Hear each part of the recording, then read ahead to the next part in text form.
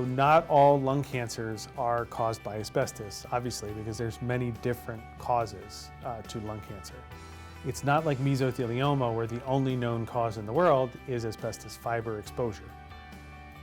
But in many cases, you can look at a person, you can take a biopsy of their lung and test the tissue, and the tissue will be reactive to certain chemicals and certain enzymes, or be non-reactive to those things, and it helps you classify the actual tumor. Another way that asbestos lung cancer can be correlated to an asbestos exposure is to do a scan of the person's lungs.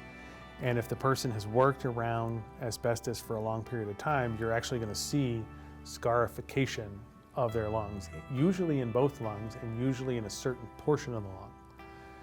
Another thing that pulmonologists will look for, or radiologists will look for, is something called the softening of the costophrenic angle.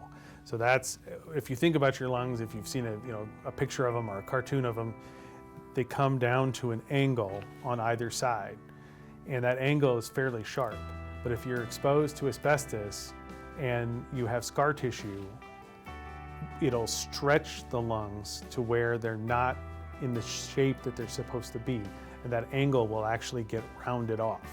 So that's just one sign that they can look for, but an experienced radiologist or an experienced pulmonologist can use all kinds of information to figure out if they believe that asbestos either caused or contributed to cause a lung cancer.